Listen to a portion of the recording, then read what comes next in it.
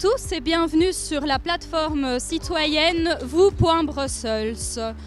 Aujourd'hui, nous allons interroger quelques personnes sur les questions d'éducation, d'entrepreneuriat et de culture dans notre société aujourd'hui.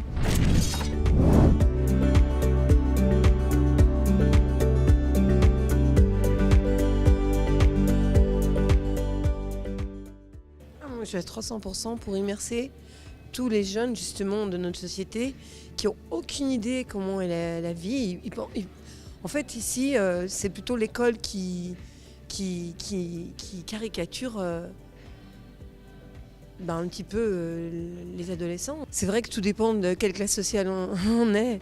Si on a des parents qui sont chefs d'entreprise, par exemple, et notre chance de, même si nous on a envie de le faire, si on connaît, c'est déjà on a tout là sur un petit tapis rouge, alors qu'un jeune qui vient d'un quartier défavorisé, qui a des super idées, qui a plein d'enthousiasme, il aura toujours plus de difficultés pour atteindre son but ou son objectif.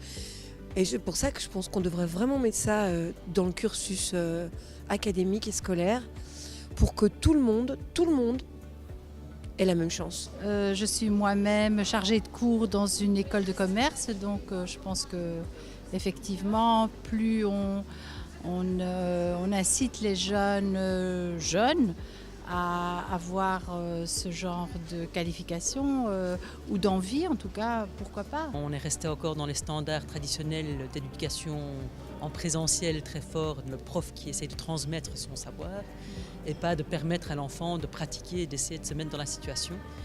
Et je pense que c'est là qu'on apprend justement à manier les choses et avoir peut-être plus d'imagination et peut-être plus de créativité par rapport à l'entrepreneuriat.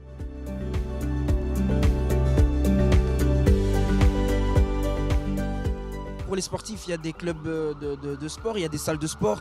Pour les artistes, il y a des salles de concert. Pourquoi pour les graffeurs, il n'y aurait pas d'endroit où ils pourront aussi s'exprimer?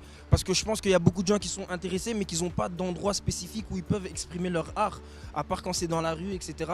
Et souvent, dans ce genre de cadre, ça a l'air d'être fait à l'arrache. Peut-être qu'ils ont aussi besoin d'un endroit où ils peuvent s'exprimer, où les gens peuvent venir participer à ce qu'ils font. C'est une très bonne chose, ça permet pour eux de s'exprimer tout en étant légal, donc en ayant un mur vierge et où ils peuvent s'exprimer librement au lieu de faire des tags ou etc. ou autres dans des lieux privés ou alors publics. Ah oui, c'est une bonne chose, ça met, je sais pas, de voir les murs colorés, ça met de bonne humeur, c'est plus joli et puis comme ça tout le monde s'exprime comme il veut.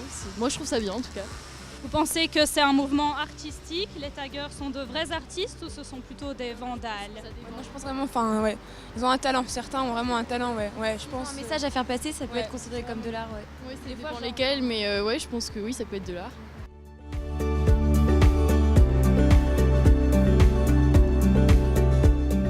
Le système scolaire est basé sur comment faire qu'un enfant devienne ce qu'on veut qu'il soit et pas faire comme que l'enfant devienne ce qu'il doit être. Donc c'est ce qu'il est réellement.